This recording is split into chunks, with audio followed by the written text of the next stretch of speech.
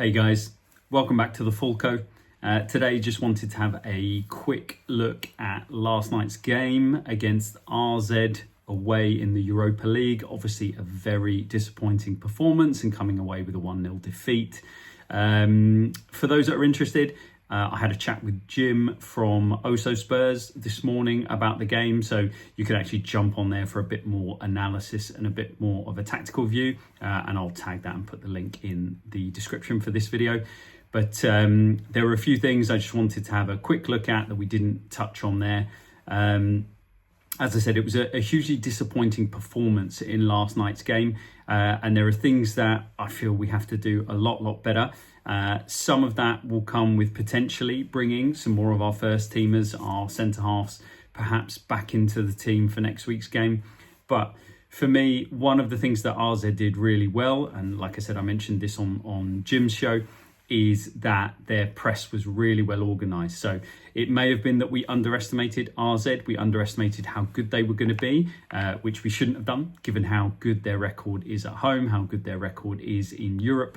And their press was really well organised, and we have struggled with this season. But those of us that wanted to look at it positively were possibly thinking that, you know, the personnel we had available to us is one of the reasons why we struggled a little bit to get out against a team that was willing to high press. But I really like the way that RZ rotated their press to put us in difficult positions, and we've got to be a lot better at playing out. So there were lots of examples of them being able to turn the game, put us into a situation in the fullback areas, sometimes with our centre halves running into those fullback areas with the ball, and we just could not find a way to get out. The answer for me within this system is being a lot braver. And it's also about moving the ball a lot quicker. So we're going to have to move it from side to side a bit quicker, whereas I feel we delay far too long. We're looking for the option, so we keep moving in the direction that the player with the ball is moving, and it allows them to constrict the press around us and make it much more difficult.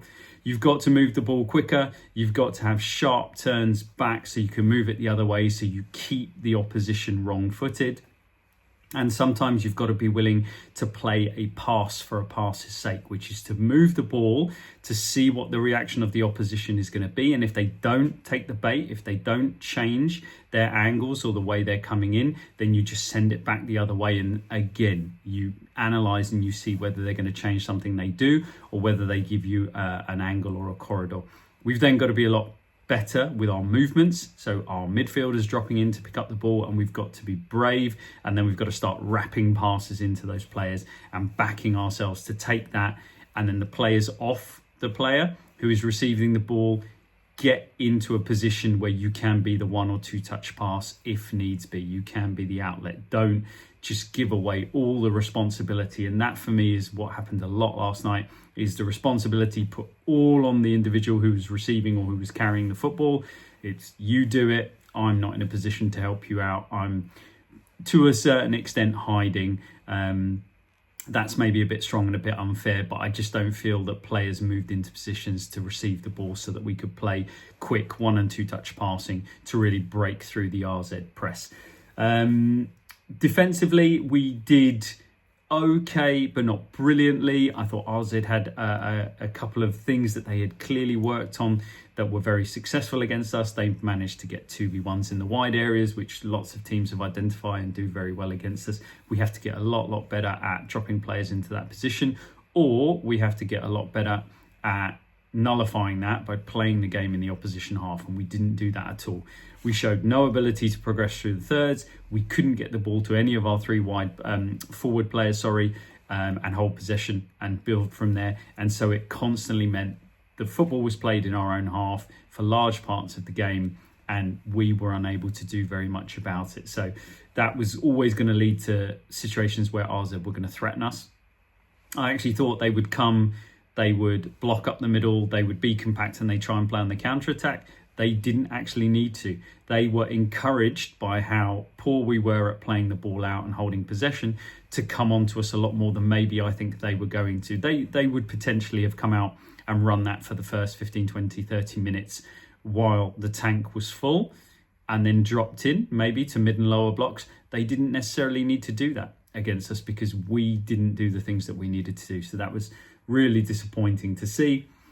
I also am concerned that with Gray and Danso, it's really difficult for us to get into the system with our midfield where we are compact and secure and balanced, but also able to win possession back. So if you think to Troy Parrott's 1v1 opportunity, that for me is where Danso should be coming and stepping into the midfield to provide the second pivot with the number 6. We don't time that right. We don't get it right. And then he's in no man's land. He decides to step up at the wrong moment for me. And it leaves a huge kind of hole in behind him. And then all of a sudden you've got Archie Gray, who's in the other channel, who's got no chance of getting across. So the ball is played through. And then the two players are in the wrong position to get back and to influence that, and Troy should score. That's a really good chance, and he should put that in the net. So yeah, he'll be disappointed with that finish, and we should consider ourselves very fortunate.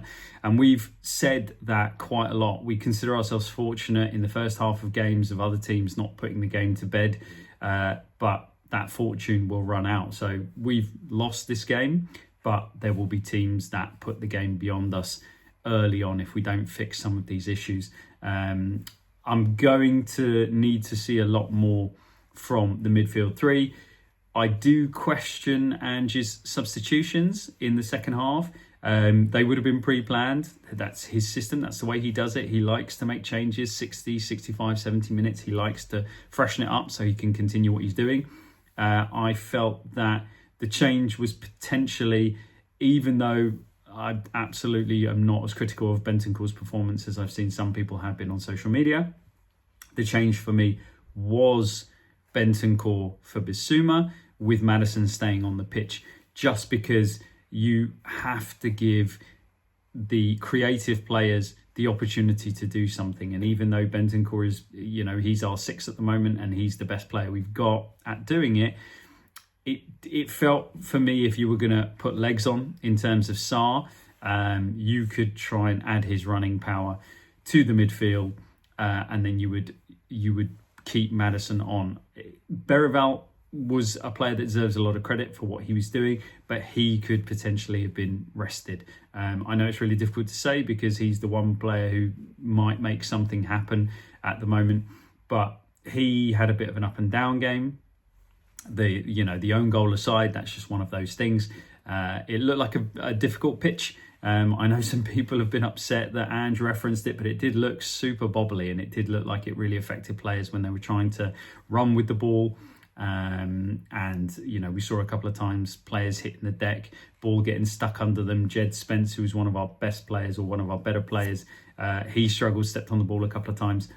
I did think it was difficult for the team in that regard, but Bergvall, even though he did have that one moment where he was able to pinch the ball, drive forward and have a shot, he might have been the change for me. So rest him up. We're going to need him against Bournemouth.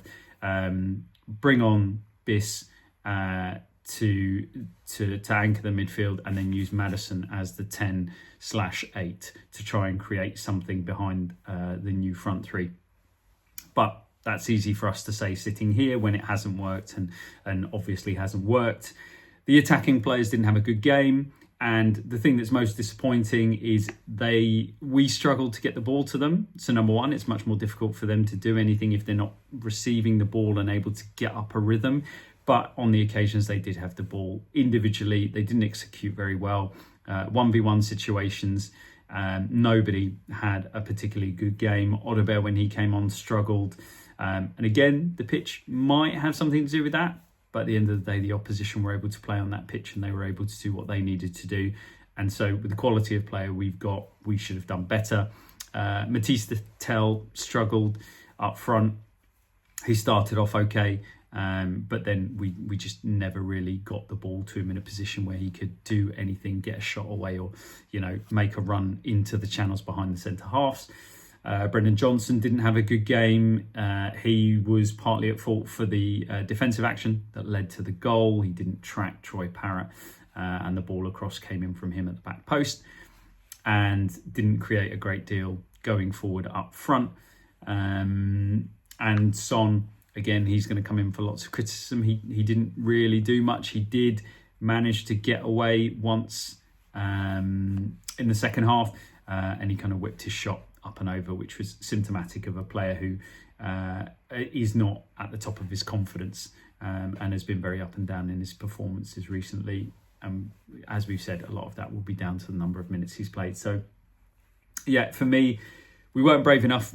We didn't move the ball well enough. We didn't want the ball. We didn't create angles, and we weren't aggressive enough in our press when they had the ball. It looked a bit disorganised, and yeah, I'm not sure what the reasons are for that. Whether the 8 days off led to a lack of rhythm and a lack of momentum, which is really disappointing, because if you spent the last 3 months bemoaning the fact that we're playing 3 games a week, when you do get an off week, you've got to come out and you've really got to accelerate and show something. We didn't do that.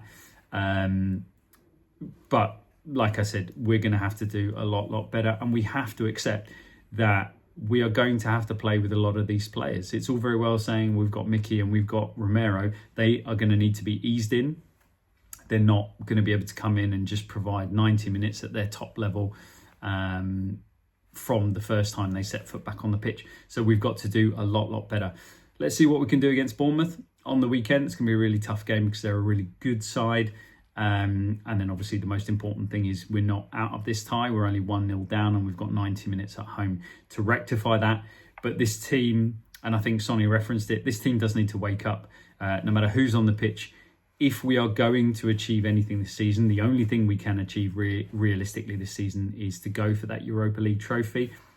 We are going to run out of road. We're going to run out of second chances. We are going to be playing our second legs if we progress away from home, I believe. And so we cannot afford to be making games difficult for ourselves. So a lot to work on.